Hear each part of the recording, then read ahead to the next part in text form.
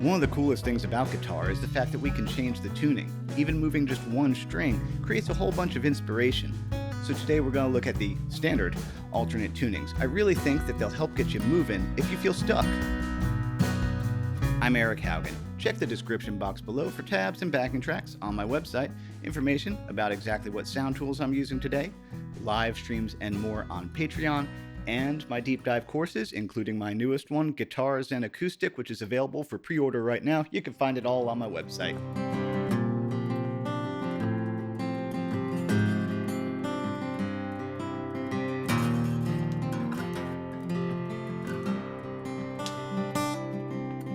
I consider drop D to be the first alternate tuning. All we did was lower our E string down to a D, which makes our D chord so big now. The first thing to do in an alternate tuning is look for your 1, 4, and 5 chords. So let's see, D. Let's see, G would normally be this, right? But obviously that's not going to work. However, D is in a G chord, so you could just go. That sounds cool. Your A is the same, which of course makes drop D tuning the most approachable. Now, the other thing I say to do in an alternate tuning is look for your major pentatonic scale, which again, we're basically standard, so let's see.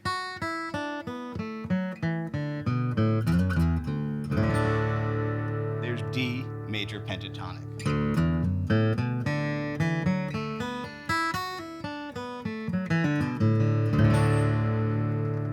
That clip of Steve Winwood singing Can't Find My Way Home is in drop D, but also he did tune the whole guitar down a step, which is something that people will do as they get older to kind of adapt for the natural drop of the male voice. But anyway, what Steve is doing there,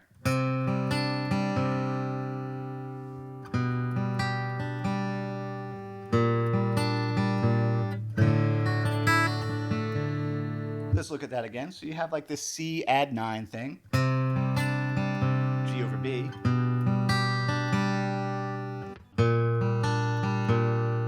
and then D over A, or you could just, and you saw him, he just grabbed that with that finger. I can't do that. I think I did with my thumb, which is really an F of some variety. Here comes a different way to do G. And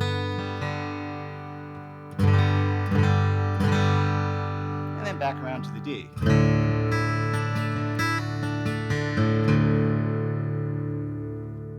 Now let's go a little further into British folk and look at Dadgad.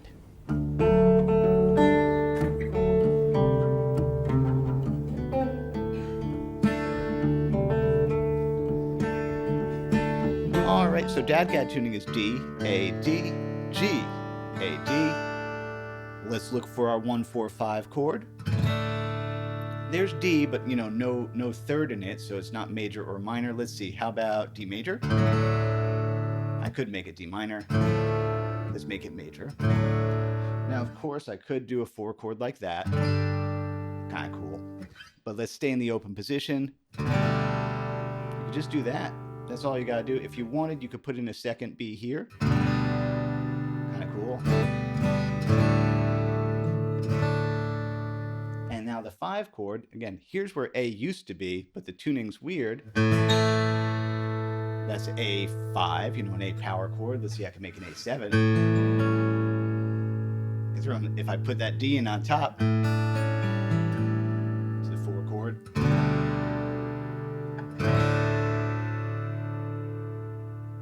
Same thing. Let's look for a scale. I could do major pentatonic, although it's kind of weird with Dadgad because it has the 4 in it. Let's do a full Mixolydian.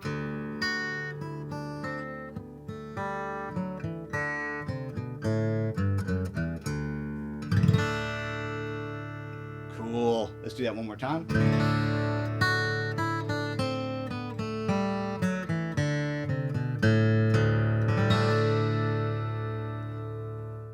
Now let's take a look at that Bert Jansch. Is that how you pronounce it? Riff. The first tone is actually the low E right before the downbeat. 1, 2, 3, 4. then you got those two together. That's the first move. Hybrid picking. Yep, hybrid picking.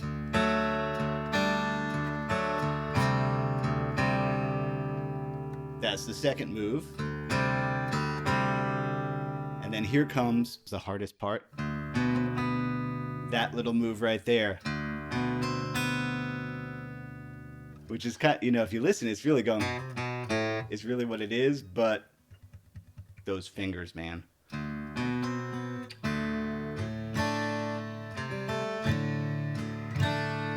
One more time.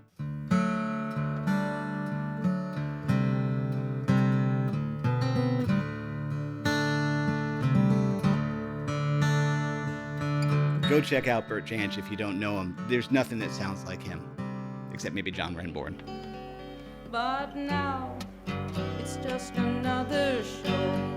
You leave 'em laughing when you go, and if you care, don't let 'em know. No, don't give yourself away. Open D is just one note away from Dadgad. D, A, D, F sharp, A, D. It's my favorite open tuning. I think it's the most versatile for me and what I like to do. And by the way, also the next three tunings I'm going to show you, open D, open G, and open C, are all actually closely related because the way the strings are tuned in reference to each other is the same. You're going to see this little shape for the 4 chord.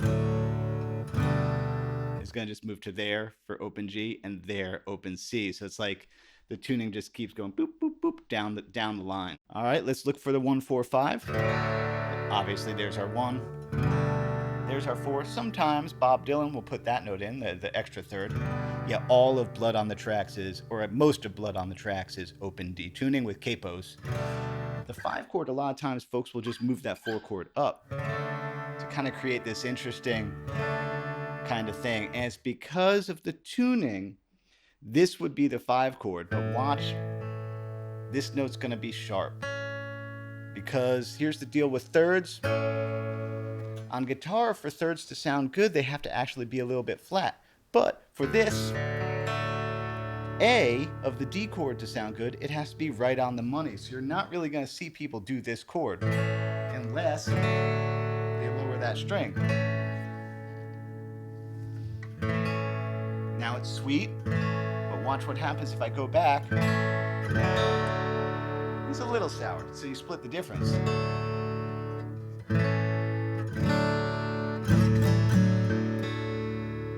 Now let's look for our major pentatonic.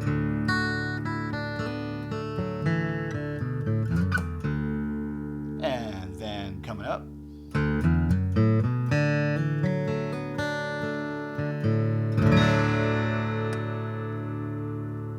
All right, so both sides now from the Isle of Wight version. The strum pattern is a variant of just mid-tempo rock. Let's see, so she's coming in there with that 5 chord. And then she does this new one, which is sort of a 5. Because there would have been 5, she's just doing that. A quick little 4, let's look at that again. Try to avoid the low D on this one. And then she hangs on the D, again, in reference to capo.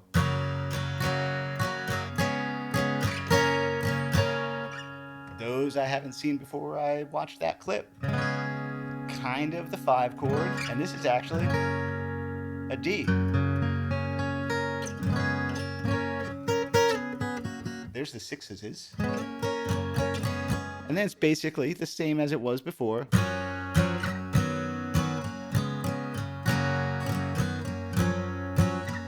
And then she hangs on it.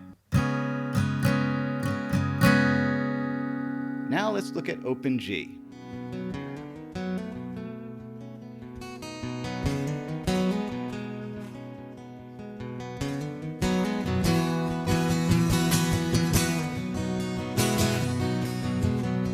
Open G is kind of interesting. It's Keith Richards' banjo tuning, and yeah, Keith would snip this string off, but let's leave it on. That is still a D. This is now a G, That's still a D. This is back up to a G.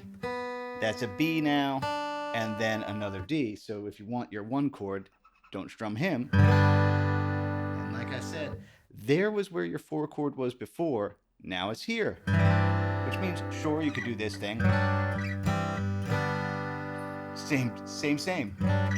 Although in open G, you now have this option, or even. So again, 1, 4, 5. I could make it a dominant 7. All right, now let's look for our major pentatonic just to kind of, get our bearings.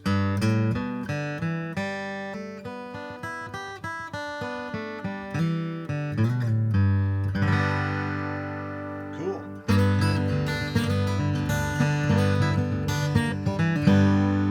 Now let's look at some Rich Robinson. All right, here we go. Thorn in My Pride. Little kind of hammer on to the third of the 1 chord. Such a cool lick. Here comes that hammer on again. Then he goes to that. He's kind of descending from the flat 7 to the 6 of the chord. And then that's his 4 chord.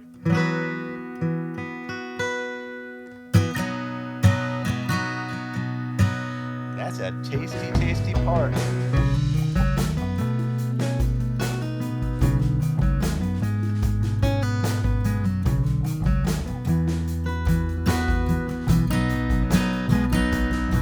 I'm going to put down this pre-war guitar Dreadnought. This is made in Hillsborough, North Carolina by my friends Ben and Wes and crew over there. This is a lovely, lovely instrument that they let me borrow today. I don't want to give it back.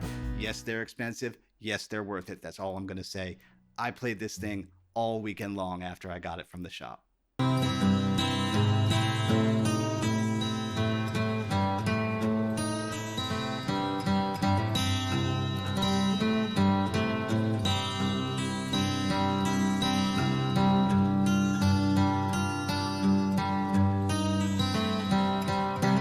Open C tuning is really interesting because the third is all the way up on top. We got C, G, C, G, C, E.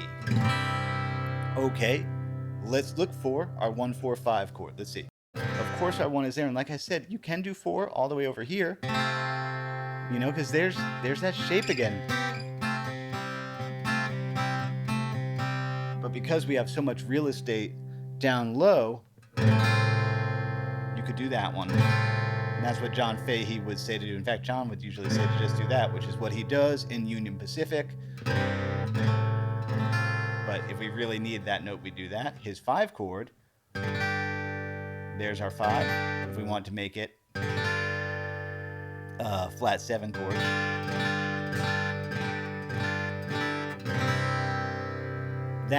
The cool thing about this is you have this massive low end, and then that third way up on top. That's cool.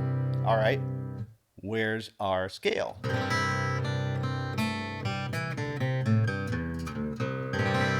Coming up.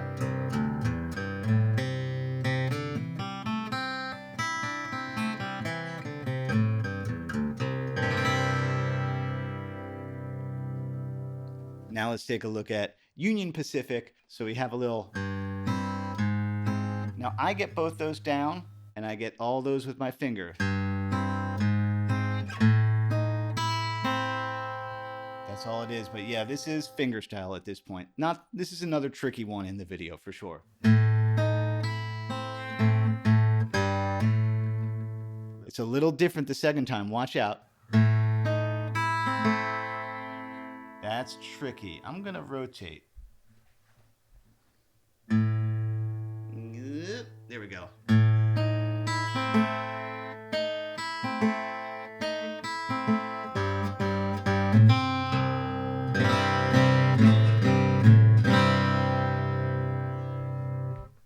All right, that phrase again.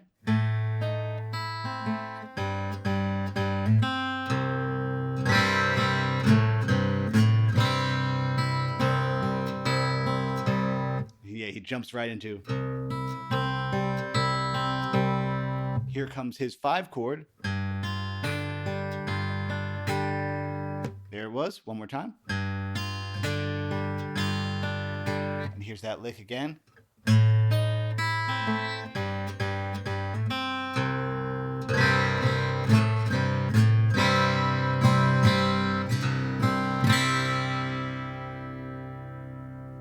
Now let's go look at some Nick Drake.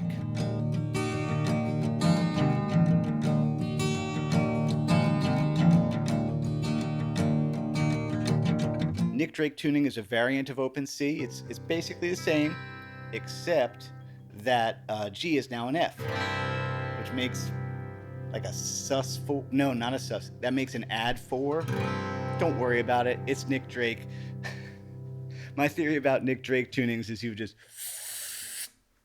and then he'd write an amazing song.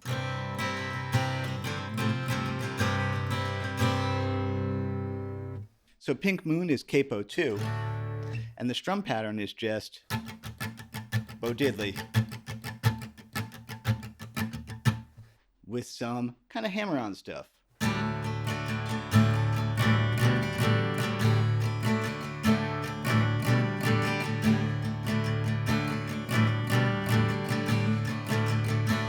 All right, cool. And then he's going to go up to what would have been the 5 chord, and he's going to put on what would be a 6 in relation to that chord and play around with, oh yeah, the microphone's in the way. Whatever, you can see the tab. Same strum pattern.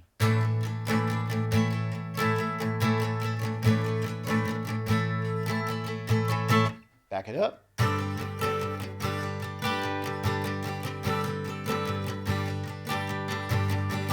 It does that a few times, and then we're at the Pink Moon part.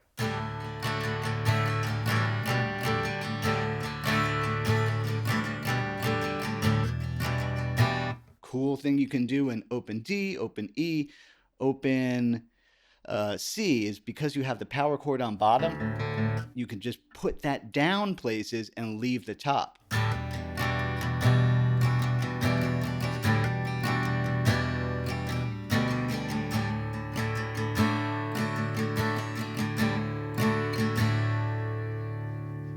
That one's just kind of a bonus because I couldn't make a video about alternate tunings without mentioning the great Nick Drake. I hope this video was helpful for you. If you enjoyed it, please like, subscribe, and share. That costs you nothing, and it helps me out a lot when you do that. One more time, how my business works. Patreon is where there's live Q&A seminars, backing tracks, and more. I update that every week, and I make comprehensive deep dive courses. And again, I have a new one coming out at the end of the month. It's up for pre-order right now, guitars and acoustic.